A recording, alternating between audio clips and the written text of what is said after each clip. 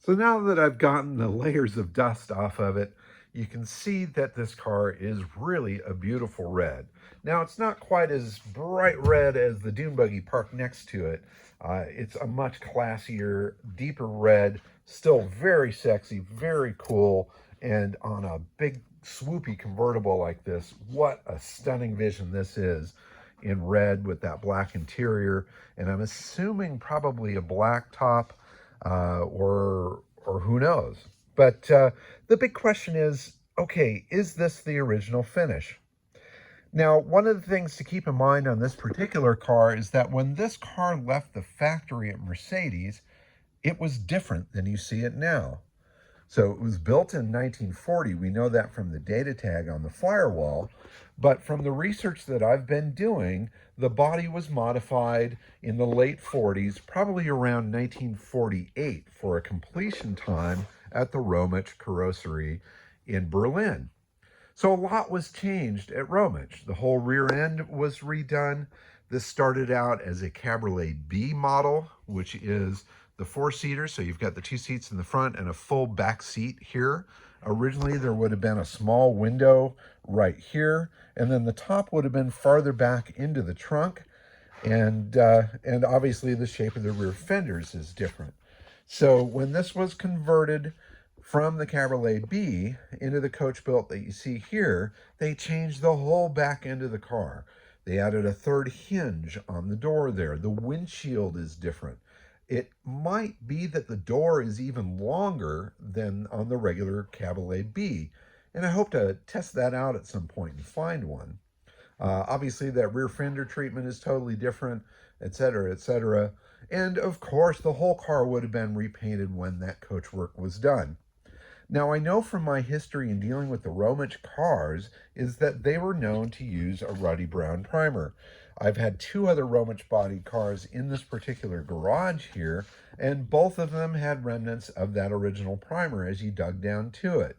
Now, I wish I had one of them here so I could show you the comparison between this color and that color to prove that point, but anyway, just take my word for it. I know that they used a ruddy brown primer on any of the Rometsch coachwork cars.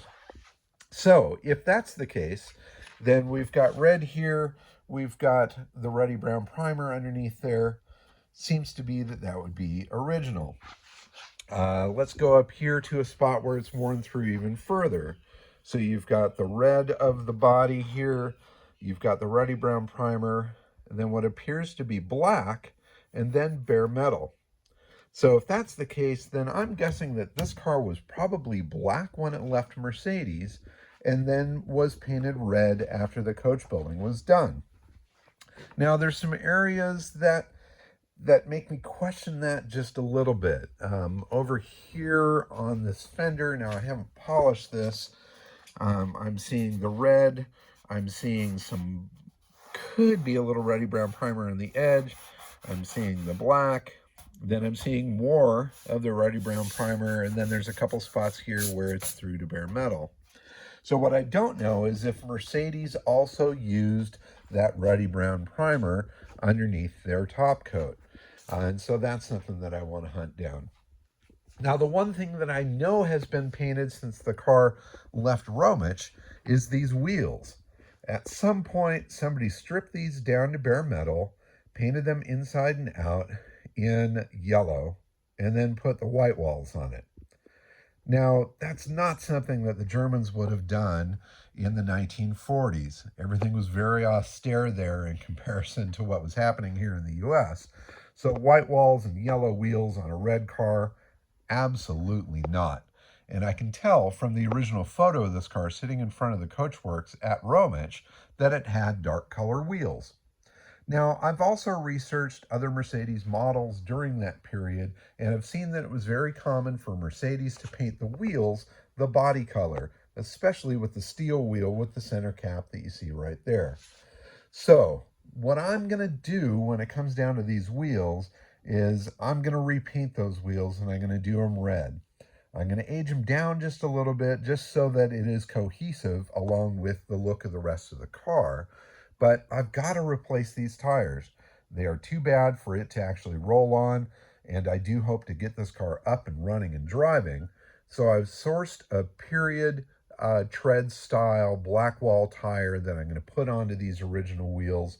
But before I do that, I am going to spray them in a red to match what's here and age them down a little bit so that it's all a very cohesive look.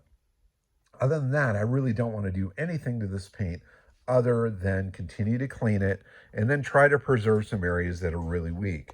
Like up here on this side of the hood, this is probably the worst spot on the whole car where the paint is literally flaking off in big chunks. And it's a sucky thing because I don't want to see that continue any farther than it has. I've done a little research though, and it does look like there are some resins that are out there that could be used to glue these pieces back down and to seal this so that it doesn't go any further, and they will be of something that's a soluble material, so it's not like you're using super glue or anything funky that would be a pain to get off down the road. So I'm looking into that a little bit further. I want to find out what the right stuff is, and if I can glue some of this down, make it a little more stable, I think I'm going to do that. Oh, and the hood ornament. Obviously, this isn't the right hood ornament. It's just a late model Mercedes hood ornament from another car. I've kind of popped it here in place because I wanted to see that three-pointed star. But I have found in Germany somebody that says that they've got a brand new, perfect, correct hood ornament for this car. And I said, I want it. Unfortunately, they've been kind of ghosting me on email, haven't been responding for the past week. And so now I'm starting to wonder if I'm going to be able to buy this hood ornament from them or not. So I'm putting the call out there. If there's anybody out there that might have a hood ornament for this particular car, please let me know. Now, one of the details here is it's got these very heavy threads down in here, so it's a real deep, heavy screw thing. I'll show a photo here of the hood ornament that is the correct one for it. It's definitely different than the later model ones.